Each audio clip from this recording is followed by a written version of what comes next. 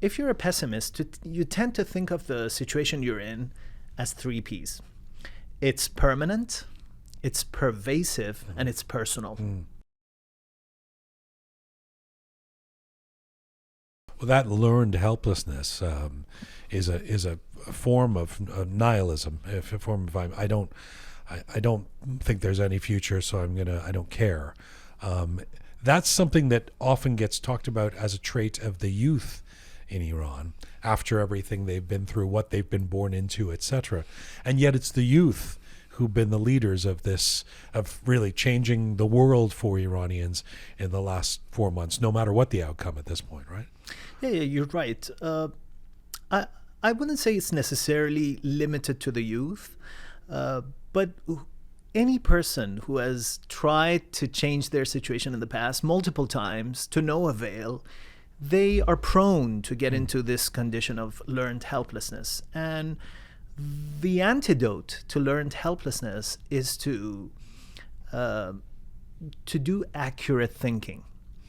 And let me explain that. Accurate thinking means do not be an extreme pessimist. There are 3 Ps. Dr. Martin Seligman, one of the leaders of positive psychology, he says, if you're a pessimist, you tend to think of the situation you're in as 3 Ps. It's permanent, it's pervasive, and it's personal. If you think of a bad situation as permanent, it's not going to change. Of course, you're a pessimist and you fall into learned helplessness. If you think of a situation as pervasive, meaning it's going to affect all different aspects of my life and it will ruin everything, you will fall into learned helplessness. And if you believe everything is your fault, it's all personal, it's because you're a bad person, then you will fall into learned helplessness. And the antidote to that is to think of the situation as temporary. Of course, we don't want to go from one extreme to the other extreme. We want to do accurate thinking. But most situations are not permanent. If you think of them, there are aspects that we can change. And in this specific situation regarding the uprising in Iran, it's all down to the people. It's all down to us whether it will remain permanent or it's something that we can eventually change. The second thing, pervasive. Yes, we've been hit, but what's been going on, they've cut off the internet in Iran, they have oppressed people, they have killed hundreds and hundreds of people. They're executing people, yeah. They're executing people, detained thousands and thousands of people. But, and those are horrible things that they've done. Yes. We cannot deny that. But at the same time, and it might sound like a cliche, but if we look hard enough, there are still things in our personal lives that we can be grateful for. I mean, I don't want to discount the horrifying things that they've done, but just the fact that a lot of us are healthy. We have our family by our side. We still have a shelter over our head. You're talking about Iranians in Iran? I mean, Iranians in Iran, or even outside of Iran. I mean, there are things. We're not dead yet. I know it might sound like a cliche, but it's not pervasive. Okay. It hasn't affected every single area of your life. A lot of Iranians inside Iran, they still have there's been some horrifying things going on, but they still have things that they can be grateful for. Sure. So that's the second thing. Where does the third thing intersect with the revolution, with the current regime in Iran? Is it that we blame ourselves for the mullahs? Yeah, that's the point. And let me emphasize this. I'm talking about accurate thinking. I'm not talking about meaningless optimism. I'm not saying you have to go from one extreme to the other extreme. Either it's permanent or it's going to change tomorrow. Either it's pervasive or everything is fine except for one little tiny bit of our lives. And the third point is personal, being personal.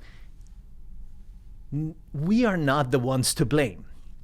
Part of the problem might be because of us as Iranians, meaning, let's say culturally, or we didn't do our research when we were, our parents, not us. Our parents. They didn't do enough to stop the Khomeinyists or whatever it is. Exactly. That's the part that we need to be accountable for, and our parents need to be accountable for. So it's not 100% personal. We are not 100%, we are not the main cause of this. Yeah.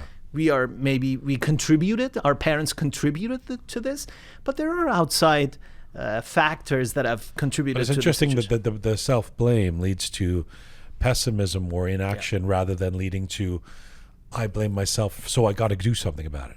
Yeah, exactly. What meaning do you assign to it, right? And my main point here is that, going back to the idea of learned helplessness, that's the poison we need to get away from. If Iranians in Iran, especially the youth, tend to think of the situation as permanent and pervasive, and they tend to blame themselves and their parents for the situation, they will fall into learned helplessness. But it's not just the people in Iran. There's a lot of us here in the diaspora, not maybe us, but a lot of people we know who fall into this pattern as well. Can learned helplessness be?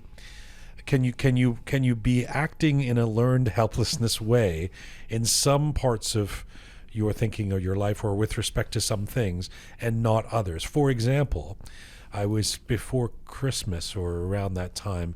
I was at a dinner party with some people, a couple of whom are very prominent, very successful Iranian Canadian business people, and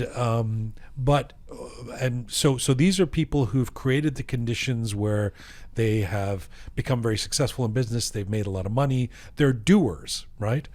But when it came to the situation in Iran, the uprising, the revolution, whatever we want to call it, they would fall into this category of extreme pessimism. Their response was, "Khob dighe, this is the old thing, we've seen it over and over again. The regime is not raftani nistan hala, we're not going to be able to get rid of them. This is fantasy." So, and what that leads to, I'm sitting there listening to these guys going, well, as long as you guys are thinking that way, it's either an excuse or it's a reason for your own inaction. And then we're missing these successful and potentially influential people from helping to create the change that everybody seems to want. So that learned helplessness may not exist in other parts of their life because they're successful, or, materially at least. But it seems to be the case for Iran. Does that make sense to you? Absolutely. Absolutely. So in this specific example, those people have learned to look at the business situations in an optimistic manner.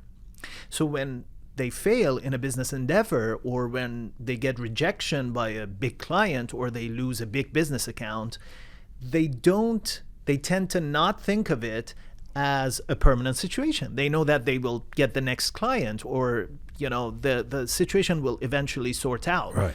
Or this one client that they have lost, or the failure in the business that they have experienced, is not pervasive. It has not affected their personal lives, their health, and so on and so forth. So there are other areas in their life that are operating well.